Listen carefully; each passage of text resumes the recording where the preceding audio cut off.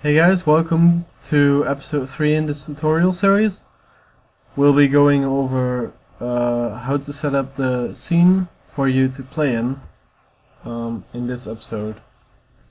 First of all, you're going to need a camera in order to actually see what will be in the game view here, or else the player will not be able to obviously see anything in the game. So it's quite a essential part of the whole scene, obviously, and every scene is going to need one. So basically what you're going to do is right click in the scene view right here, say new, graphics, camera, and that's basically all you need to do. But I'm just quickly going to go over a few of these settings here in your object inspector. So the first one is the clear color. You can change what color the default background is. So if you go to the game view, you'll see it's black right now, but you can change it here to any color you want. And the transparency doesn't really do anything, so it's just the color basically.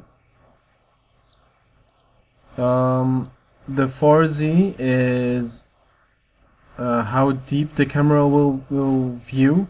So if something is further away than the 4Z, it will not render that object. The focus distance is 500 by default, and basically what this is the zoom level, really. So if you put closer to 0, the camera will be at 0, 0. That's basically what it is. And the near Z is basically the same as 4Z, except it shows it will only render stuff that's further away than near Z. So right now it's 0, so it will always render everything that will be in front of the camera. If you're going to change this to say 100, then it will only render stuff between Z100 and a million or 10,000. This is 10,000.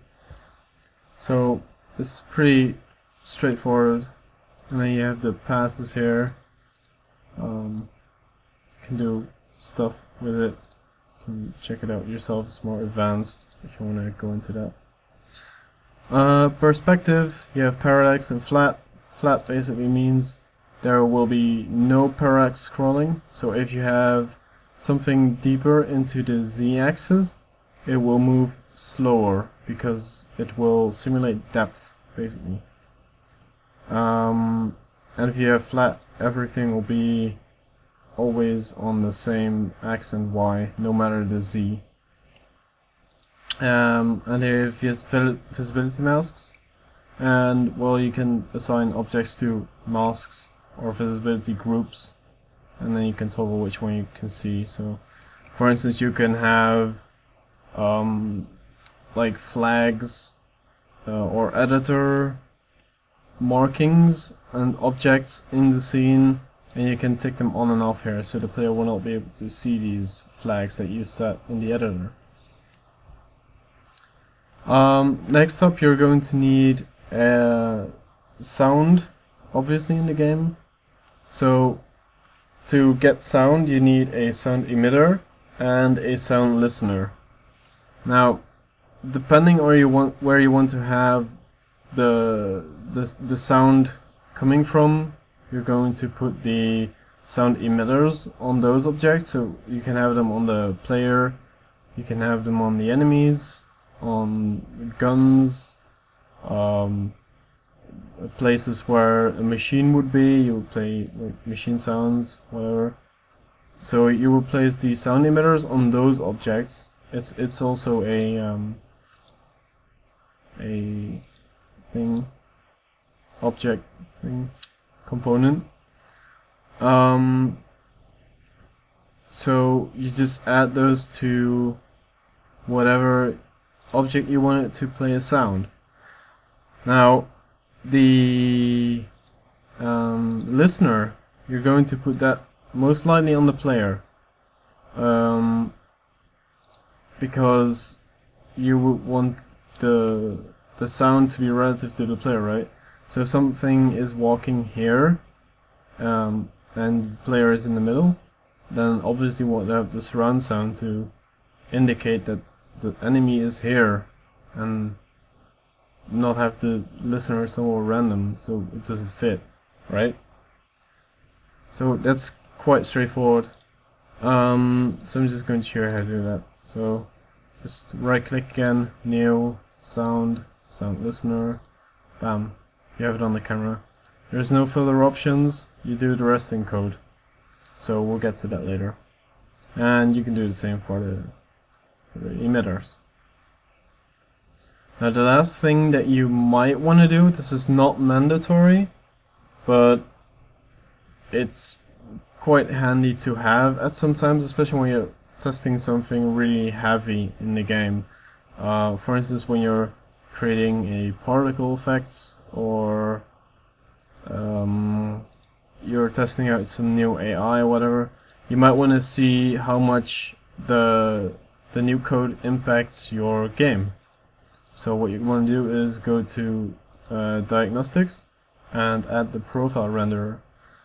Now this is just an object, right? You don't need to add this to anything, you just create it and it will work. It's really that easy. So when you play now, you will see all these fancy graphs and see what the usage is, how long the frame took to render, all that fancy stuff. So you can check your performance here. It's really easy to use. You can just turn off the graphs, set the update intervals, all kinds of stuff, whatever you want. So it's really handy. Now the last thing you want to do is, this is like more of a general setting, so not only for this scene, but it's really handy to set them. So you have the settings, you want to go to application data, and then you see your app name, author name, the start scene, version, website. Most of these things the player will probably never see, but you might be able to see them in future versions of Duality when this is going to be used a lot more. So maybe by the time this video is made, they will already be used. But in any case, just set these options. So I'm just going to set this one to tutorial, author name Randy, that's my name. I don't have a website, so I'm just going to use this one empty. Version 1, start scene, we don't have a scene yet, but you can just drag that onto the start scene. So that's easy to set. Now that one is set. Now the last thing is the default user settings. You don't need to change these, but sometimes it might be handy because you can change the window size, and the mode, so you can say full screen, windowed, native, whatever. You can set the system cursor, if it's visible or not, and the default username, anti-aliasing, the sound effects volumes. It's really nice to have these basic options already set. So that basically concludes this tutorial. I hope you enjoyed it, and next time we're going to write some code.